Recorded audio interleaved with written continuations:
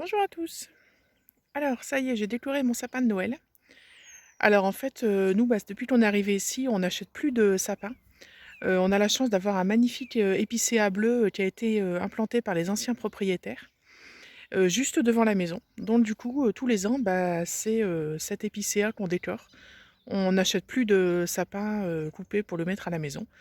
On décore celui-ci, comme ça, il fait sa vie dehors, et puis voilà, il n'y a pas besoin de le couper. Et c'est très bien comme ça. Alors là, il n'est pas encore très grand, hein. Il fait à peu près 2,50 m de hauteur. Bon, quand il sera plus grand, je sais pas trop comment je ferai. Mais enfin voilà, pour l'instant, on décore notre petit épicéa tous les ans. Alors, pour vous parler quand même brièvement de la fête de Noël, en fait, ça a une origine païenne. On célébrait auparavant la fête de Yule, qui était célébrée à l'occasion du solstice d'hiver, donc aux environs du 21 ou 22 décembre. Et c'était une fête qui était célébrée par les peuples nordiques. C'est une fête qui est très ancienne, hein, qui a plus de 1000 ans. Et ensuite, la tradition a été reprise par les chrétiens pour faire la fête de Noël. Mais à l'origine, la fête de Yule est une fête païenne. Alors, dans la tradition nordique, les gens allaient couper un arbre dans la forêt pour le mettre dans leur maison. En fait, c'était pour offrir aux esprits de la forêt un endroit où ils pouvaient se réchauffer durant l'hiver. Alors, on décorait l'arbre avec des éléments naturels, des pommes de pin, des boutons de rose, du hou, enfin des choses qu'ils trouvaient dans la nature. Et on suspendait aussi des clochettes sur l'arbre. Alors en fait, ces clochettes, lorsqu'elles sonnaient, elles signifiaient qu'il y avait un esprit de la forêt qui était venu se réfugier au pied de l'arbre. Et donc, ça indiquait la présence d'un esprit de la forêt. L'étoile à 5 branches qu'on suspendait au sommet du sapin, ça symbolisait les 5 éléments, donc la terre, l'eau, le feu, l'air et l'esprit. Il était donc placé au sommet de l'arbre. Et les bougies qu'on remplace aujourd'hui par les lumières électriques, les bougies, elles symbolisaient le retour de la lumière, puisque le solstice d'hiver est le jour le plus court de l'année. Et ensuite, à partir du solstice d'hiver, les jours commencent à rallonger. Donc les bougies symbolisaient le prochain allongement de la durée du jour. Alors pourquoi je vous parle du sapin aujourd'hui? Tout simplement parce que le sapin et puis l'ensemble des conifères, le pin, l'épicéa et le sapin, donc ces 3 conifères-là, ont tous les 3 des propriétés médicinales très intéressantes. Et comme en hiver, il n'y a plus beaucoup de plantes médicinales qu'on puisse encore récolter, les plantes sont en repos végétatif, excepté ces fameux conifères qui sont toujours verts. Du coup, c'est intéressant de les utiliser en hiver pour leurs propriétés médicinales. Alors, pour vous expliquer brièvement comment on différencie le sapin de l'épicéa et du pin. Donc, le sapin, il va avoir des aiguilles plutôt plates. Les cônes du sapin sont dressés et elles vont se désagréger à maturité. Elles ne vont pas s'ouvrir comme les pommes de pin ou comme les cônes d'épicéa. Elles vont se désagréger pour libérer les graines. Alors l'épicéa, par contre, il va avoir un tronc beaucoup plus sombre. Donc moi, c'est un épicéa bleu, hein. Il va avoir un tronc plus sombre que le sapin. Et les aiguilles sont plus arrondies que les aiguilles du sapin. Alors les cônes de l'épicéa, par contre, ils sont pendants, à la différence du sapin. Et leurs écailles, cette fois-ci, vont s'écarter à maturité pour libérer les graines. Le pin, lui, c'est vraiment le plus facile à différencier des 3. Il a des aiguilles qui vont être regroupées en faisceaux de 2, 3 ou 5 aiguilles. Les cônes, donc les pommes de pin, sont tombants et les écailles s'écartent et donc libèrent les graines à maturité, tout comme pour l'épicéa. Alors le pin, c'est une plante qu'on va plutôt utiliser par voie externe parce qu'il contient des substances qui peuvent causer de légers dommages aux reins. Donc on va plutôt favoriser les inhalations d'infusions concentrées pour dégager les voies respiratoires. On va aussi plutôt favoriser les massages avec des macérats huileux d'aiguilles de pin, plutôt que de prendre du pin directement en tisane par voie interne. L'épicéa et le sapin, par contre, vont plutôt être pris par voie interne. Ils sont beaucoup plus sécuritaires par voie interne, donc en tisane ou en vinaigre médicinal. Mais par contre, pour les prendre par voie interne, on va plutôt choisir les jeunes pousses qu'on va récolter au printemps. Donc on va récolter les petites pousses qui arrivent sur les branches au printemps. On va les mettre à sécher. Et c'est celles-ci qu'on va de préférence utiliser en tisane, parce qu'elles sont plus douces pour le système digestif que les aiguilles matures. De même, l'épicéa et le sapin vont être des plantes plus appropriées pour les enfants que le pin, qui est une plante un peu plus puissante. Alors, ces 3 conifères, le pin, l'épicéa et le sapin, ont 3 propriétés très intéressantes pour l'hiver.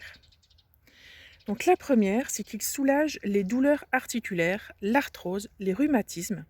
Donc on peut masser les articulations douloureuses avec un macérat huileux d'aiguilles de pin, de sapin ou d'épicéa. Ou alors on peut faire un onguent réalisé à partir de ce macérat huileux. Et pour renforcer l'action de ce macérat, on peut ajouter de l'huile essentielle de pin ou de sapin pour accroître les propriétés. On peut aussi prendre un bain dans lequel on va verser de la tisane concentrée, d'aiguilles de pin, de sapin ou d'épicéa, ou encore faire des sels de bain contenant des aiguilles, des conifères et des huiles essentielles. La deuxième propriété intéressante de ces conifères, ce sont leurs propriétés sur le système respiratoire. Donc ils ont des propriétés expectorantes, antiseptiques, anti-inflammatoires, antispasmodiques, et donc ils sont tout à fait indiqués pour les maladies respiratoires hivernales, donc le rhume, la toux, la bronchite, la grippe, la sinusite, les maux de gorge. Donc pour les utiliser, on peut diffuser les huiles essentielles de pin ou de sapin dans l'air ambiant. On peut faire des inhalations d'infusions concentrées d'aiguilles de conifères. Donc on va faire des infusions avec pas mal d'aiguilles. On va laisser infuser une bonne vingtaine de minutes et ensuite, lorsque l'infusion sera prête, on va placer sa tête sous une serviette et au-dessus de l'infusion pour respirer les vapeurs et les huiles essentielles dégagées par les plantes. On peut aussi masser le thorax avec de l'huile essentielle de pin ou de sapin additionnée de lavande, hein, c'est tout à fait approprié. Dans ce cas, on va diluer l'huile essentielle dans un macérat huileux d'aiguilles de conifères. Et ça va permettre de dégager les bronches. On peut aussi prendre un bain, comme tout à l'heure avec les douleurs articulaires, on peut prendre un bain avec de la tisane d'aiguilles de conifères. Et donc pour l'épicéa et le sapin, on peut aussi boire la tisane directement en cas de problème respiratoire. Mais dans ce cas, voilà, on va plutôt éviter de le faire avec du pain et on le fera de préférence avec des jeunes pousses qu'on aura récoltées au printemps. Et donc la dernière propriété, et c'est celle-ci qui va nous intéresser aujourd'hui, c'est que les conifères sont très riches en vitamine C et on peut en faire une boisson tonique pour l'hiver. Alors pour faire cette boisson, là, je vais utiliser directement les aiguilles matures, hein, je ne vais pas prendre de jeunes pousses puisque je n'en ai pas. Ce n'est pas la saison, mais ça va pas être gênant d'utiliser les aiguilles matures pour cette boisson, puisqu'on ne va pas les utiliser dans un but thérapeutique, hein. C'est-à-dire que comme quand on prendrait une tisane, pour se soigner, on va prendre 3 à 4 tasses de tisane par jour pendant 7 à 10 jours, donc vraiment un fort dosage, pour soigner, une maladie, respiratoire. Là, on va vraiment vouloir favoriser, la vitamine C qui est contenue dans les conifères et donc on se contentera de boire 1 verre par jour de cette boisson et ce ne sera pas du tout, contre-indiqué, pour le système digestif, puisque les doses vont être plus faibles que pour une tisane, qu'on prendrait, plusieurs fois par jour. Donc pour faire cette boisson, on peut aussi utiliser aussi bien du pin, du sapin ou de l'épicéa. Toutefois, pour le goût de la boisson, pour la saveur, le pain a quand même une saveur moins prononcée. Il va être moins approprié. Je trouve que le sapin et l'épicéa sont meilleurs pour réaliser cette boisson. Alors moi, j'ai la chance donc d'avoir cet épicéa bleu qui, a un délicat goût de vanille. Donc pour moi, c'est vraiment le meilleur, conifère à utiliser, pour sa saveur. C'est vraiment cet épicéa-là. Il est très joli et donc il a une saveur vraiment particulière. Si vous avez un épicéa bleu près de chez vous, je vous invite vraiment à essayer, des préparations culinaires à base de cet épicéa. Alors il y a une autre, plante médicinale qu'on peut aussi récolter, en hiver, et notamment après les premières gelées. Donc ce sont les baies d'églantier. L'églantier en fait, c'est le rosier sauvage, hein. Ces baies ont également beaucoup de bienfaits, on va donc les récolter après les premières gelées pour qu'elles soient blêtes. Elles vont alors être plus tendres et plus sucrées. Alors dans les baies, si on les ouvre en deux, il y a des graines qui sont entourées de poils urticants, donc ce qu'on appelait le poil à gratter. Si on décide d'ouvrir les baies en 2 avant de les utiliser, il faut vraiment, filtrer très soigneusement, la tisane qu'on va réaliser, avec ces baies ouvertes en 2, puisque les graines, peuvent être vraiment irritantes, pour le tube digestif. Alors pour ma part, je me complique pas trop la vie, je les utilise telles quelles, sans les ouvrir, en tisane ou en boisson. Alors les propriétés des baies d'églantier, donc elles sont très nutritives et tonifiantes. Alors elles sont riches en beaucoup de nutriments, elles sont riches en bêta-carotène, en vitamine B, en vitamine C et aussi en nombreux minéraux. Elles contiennent du calcium, du magnésium, du phosphore, du potassium, du sélénium, de la silice et du zinc notamment. Elles sont anti-inflammatoires et elles vont aider à soulager les douleurs arthritiques et les rhumatismes. Grâce à leur richesse en minéraux, elles vont aussi nourrir le système nerveux et l'aider à lutter contre la déprime passagère et la fatigue. Donc en hiver, c'est également une très bonne plante à utiliser pour ces propriétés-là.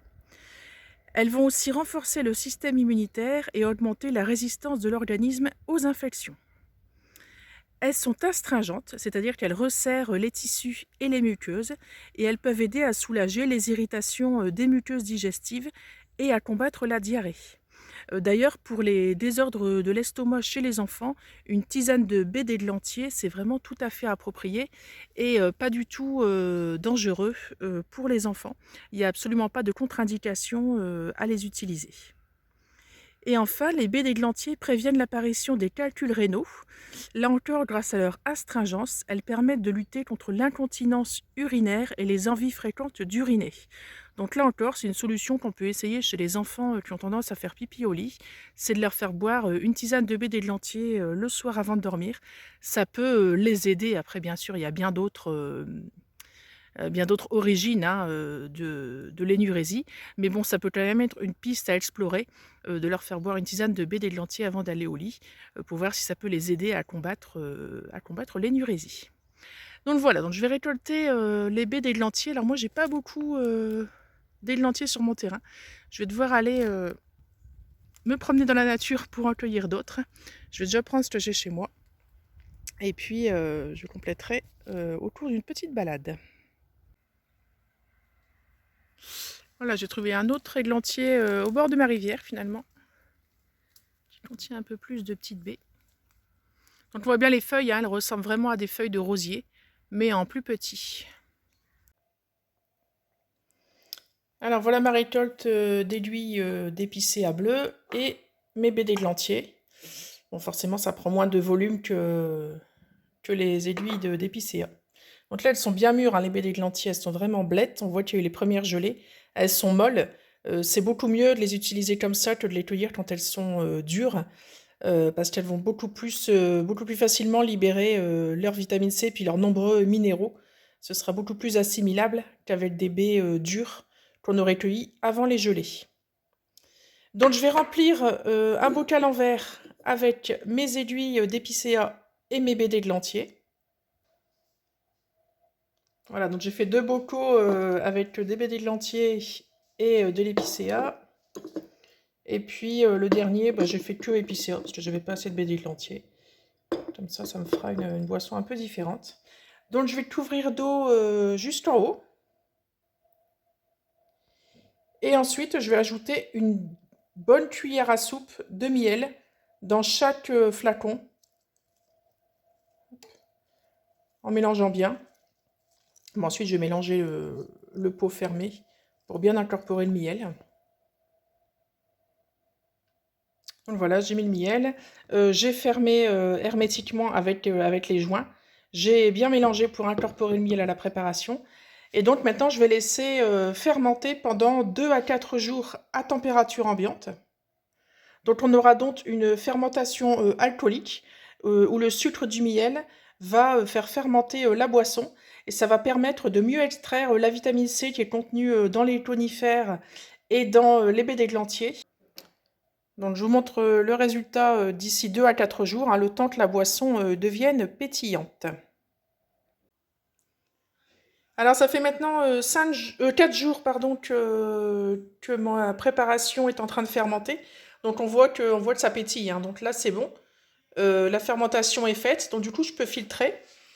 Donc j'ai versé dans une passoire fine pour récupérer le liquide. Et je vais donc le transvaser dans des bouteilles qui se ferment avec avec un petit bouchon comme ceci. Voilà, donc je peux verser en bouteille. Donc elles ont pris une légère couleur dorée, due à la macération des aiguilles d'épicéa et de baie d'églantier.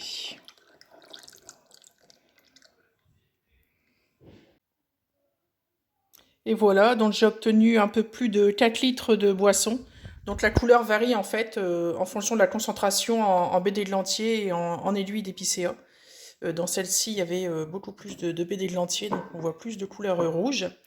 Et celle-ci, bah, c'était que à l'épicéa, donc elle est beaucoup plus verdâtre. Voilà, donc c'est une boisson qui est vraiment délicieuse, riche en vitamine C, donc j'en bois un verre tous les matins au petit déjeuner. Et puis on peut le refaire tout au long de l'hiver, puisque l'épicéa, le sapin et le pin sont à notre disposition tout au long de l'hiver. Donc c'est vraiment une boisson de saison. Alors avec mes aiguilles d'épicéa, je vais également réaliser un sel de bain relaxant qui va permettre de soulager les articulations douloureuses et également les affections respiratoires de l'hiver. Donc je vais utiliser 50 grammes de sel, alors ça peut être du sel d'Epsom, du sel de l'Himalaya, du sel de la mer Morte ou tout simplement un gros sel de mer, ici c'est du sel de Camargue et donc 50 grammes de sel et 2 cuillères à soupe environ d'aiguilles de conifère, donc pin, sapin ou épicéa. Donc je vais mixer mon gros sel avec mes aiguilles d'épicéa. Voilà, donc j'ai mixé. Rien qu'à mixer, ça sent le sapin dans toute la maison, ça sent super bon.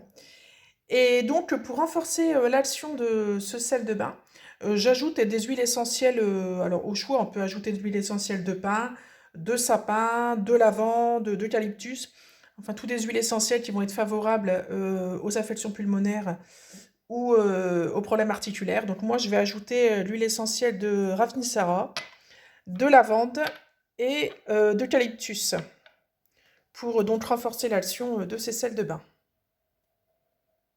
Voilà, donc j'ai mis les huiles essentielles. Donc j'ai mis 10 gouttes de chaque, hein, j'ai mis 30 gouttes environ. Donc je mélange bien pour incorporer les huiles essentielles au sel de bain. Et je vais pouvoir mettre tout ça dans un contenant hermétique pour bien préserver les huiles essentielles de l'ensemble des plantes. Alors franchement, avec toutes les huiles essentielles mélangées, ça dégage les sinus rien qu'à sentir. Donc pour utiliser ces huiles essentielles, donc je vais mettre environ une cuillère à soupe dans une compresse ou une étamine. Je vais ensuite emballer mon sel dans ma compresse. Je vais fermer avec un élastique ou bien avec une ficelle. Et il me suffira simplement de suspendre l'élastique ou la ficelle sous le jet d'eau du robinet du bain. Et donc, l'eau, en coulant dans le bain, va donc s'infuser avec les substances contenues dans le sel de bain. Ensuite, une fois que le bain sera coulé, on pourra tout simplement détacher la petite étamine et la laisser tremper dans le bain pendant qu'on se baigne. On pourra la laisser tremper dedans et donc continuer à profiter des propriétés des sels et des plantes. Donc voilà, un sel de bain qui est sympa du coup pour l'hiver. Quand on est fatigué en fin de journée, qu'on est un peu malade, qu'on a les articulations douloureuses, on peut utiliser ça dans un bon bain. C'est très agréable et donc moi j'utilise surtout pour mon fils hein, qui a des petits problèmes d'asthme. Donc ça lui convient tout à fait le soir en hiver quand il est pas très bien. Il prend un bon bain d'une demi-heure avec ce sel de bain. Voilà donc 2 recettes médicinales à réaliser en hiver à base de sapin de Noël, le pétillant de sapin riche en vitamine C et le sel de bain pour les maladies hivernales, les douleurs articulaires et les maladies respiratoires de l'hiver. Eh bien, je vous remercie de m'avoir suivi dans cette vidéo et je vous dis à bientôt.